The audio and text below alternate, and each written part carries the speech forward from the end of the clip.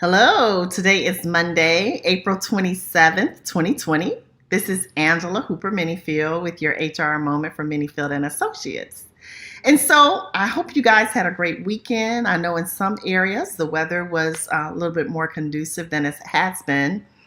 I also, it's Monday, so it's a busy week. And for some of us, this is week seven for us in Jersey. So anyway, today I've had a couple of calls, very busy, but what I'm noticing is that people are struggling trying to deal with the expectations that's being set upon them. Now, some of this is self-expectations during this time of crisis, and some of it is being inflicted upon them or projected, I should say, upon them by their supervisors. So let's just talk a little bit about expectations. When we talk about expectations, and many of you have heard me say that I think that most of us live up to expectations. And so what I mean when I say stuff like that is the fact that I believe if we know what people expect of us, we try to accommodate or do it. But what also happens is when people have unrealistic expectations, then that's not always good, right? And so, one employee or one person that I was speaking with was just talking about the stress of having all these expectations put upon them, and basically, they're unrealistic, right? Well, then I just got off a phone then with one of, I think you guys have heard me say before, I'm fortunate enough to have a few millennials in my inner circle that we talk with. We serve as thinking partners to one another and things like that. And so this person has actually started a job where now several people have been let go. So as a result of this, what is happening is they have the responsibility of doing the work of other people. And, the expectation is, so, okay, if I do this work and I don't do well, is my job in jeopardy? But in order to do it well, I'm having to work now twice as long, right? So a 8-hour work day, or technically a 7.5 for most people, is starting to feel like 10, 11 hours because I'm doing the work of people who've been furloughed. And so is this a realistic expectation? I would say no, right? I would argue that when, we're in crunch time, and I think we all try to, people with strong work ethics, we try to carry the load and compensate for the pieces that are missing. But that doesn't mean that we should have to work, 10, 12 hours a day and with no additional remuneration either, right? So how do you have that conversation with your supervisor or manager when it's clear that the work that's being put upon you during these times is more than is reasonable for a regular work shift? Well, a couple of suggestions that I'd like to offer is, one, we have the conversation. So what does that mean?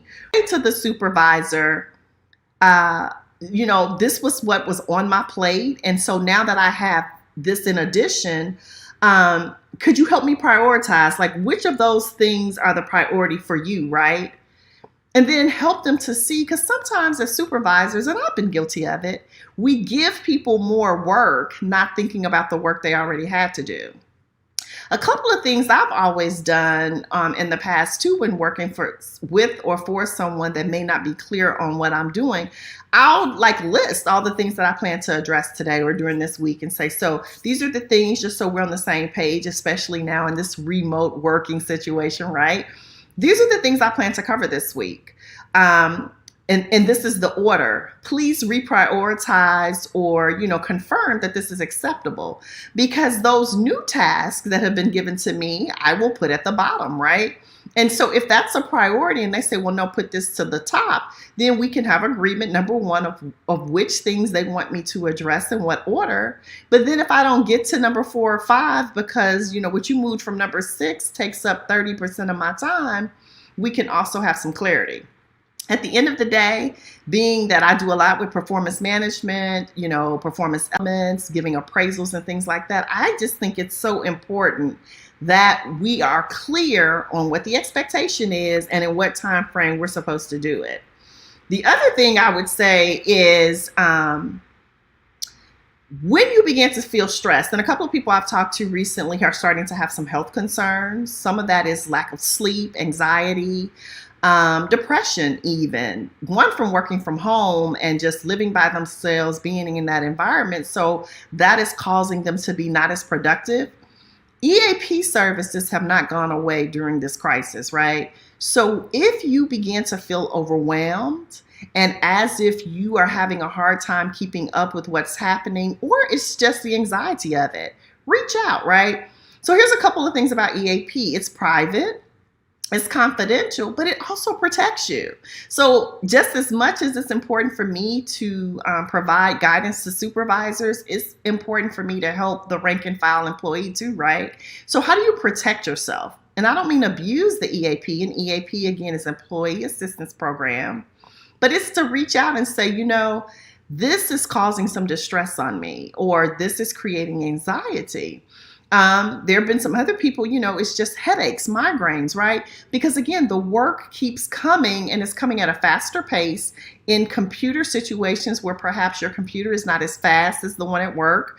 I had one person recently tell me today that the computer the job sent them home with is not working anymore. And so here they are now trying to, I'm trying to wave at people, but here they are now trying to use the computer, their own personal computer, which doesn't have the capacity. They've also had people to step away because they don't have internet speed that's quick enough. So again, are the expectations realistic? As a supervisor, as a manager, are you expecting people to deliver services in a time frame that's unreasonable? I even brought up the distractions of children at home and other people at home. Multiple people sharing the internet service can also slow it down. So again, are our expectations realistic? And if they're not, are we having the conversations with the people we manage? Are we asking them, this is when I'd like it due. Is that reasonable? Just add that little extra thing on it. So will you be able to get it to me by Friday? And if not by Friday, by when, right? And if you really need it by Friday, maybe you say, well, I really need it by Friday. So what do we need to move off your plate in order for me to get this by Friday? But it's not the time to, micromanage people, yell at them, berate them, and treat them as if they don't matter. Everybody matters. And this is a crisis. John Maxwell says that all supervisors and managers have bad days, right? We call it a crisis when we have consecutive bad days, right? And for some of us, we've had about 2 months of that. So this is a crisis, but it's also a crisis for our employees. And we cannot forget that. So, sometimes they're spending time in the daytime doing business hours, making calls to creditors, to mortgage companies, to landlords, to the internet company, to the school. And they can't put all their effort on you, but create a dialogue so that they feel comfortable telling you that. Because if you're like me, sometimes it's hard for me to ask for help, right? And so if I'm working for a person that I don't feel like cares about me, I am less inclined to tell them what's really going on in my life.